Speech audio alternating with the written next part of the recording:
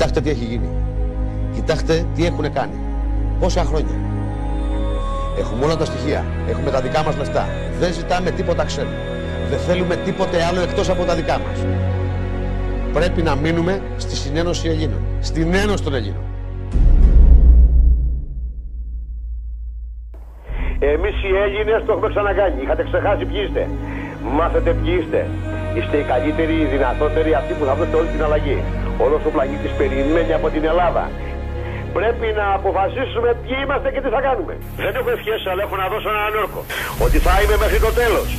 Μέχρι τελευταία σταγόνα του αίματός μου και θέλω δίπλα μου όλους τους Έλληνες και τους συνέλληνες σε μια τόσο μεγάλη τεράστια μάχη. Την οποία πρέπει να την κερδίσουμε. Πρέπει να νικήσουμε. Τελικά έχω ένα σκασμό τόκου στον χρόνο, δεν ξέρω τι ακριβώς πληρώνω. Τελικά την Τράπεζα της Ελλάδας δεν την ελέγχει κανένας μεδικό άθρο, την εθνική δεν την ελέγξε ποτέ. Οι τράπεζες δεν ελέγχονται, φτιάξτε και το αρχισύγμα να στο πάρουνε. Τον Άριο Πάγο το ζαρίζουνε, του έχουν βάλει τα σκότια. Τη Βουλή σου δεν υπάρχει, ό,τι γουστάρουν υπογράφουνε. Και εσύ ρε συνέλλη να δοχά μου μιλάμε ότι είναι ο τόπος σου. Σου διαλύσανε τα πάντα και συνεχίζουν και διαλύουν. Σου διαλύσαν τα νοσοκομεία, σου διαλύσαν τις συντάξεις, τα ταμεία. Τα πάντα, τα διαλύσαν όλα ρε. Γυρνούν την Ελλάδα, σου διαλύουν το στρατό, σου διαλύουν την αστυνομία, σου διαλύσαν τις μυστικές υπηρεσίες, σου διαλύσαν τη γλώσσα, σου διαλύσαν την παιδεία, σου διαλύσαν τα πάντα.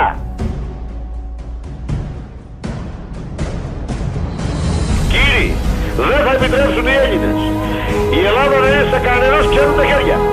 Θέλω τη μητέρα των μητέρων μου ελεύθερη, θέλω το μέλλον μου δικό μου, θέλω το δίκαιο και τη δικαιοσύνη μου έτσι όπως ακριβώς πρέπει να είναι και ζητάω μόνο τα δικά μου.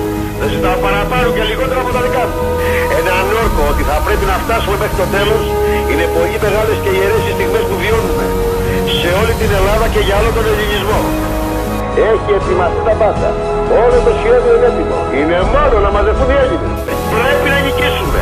Εάν η νίκη δεν είναι δικιά μας, θα φάμε όλοι βραδινό στον άδειο. Ο χαμένος θα χάνει όλα.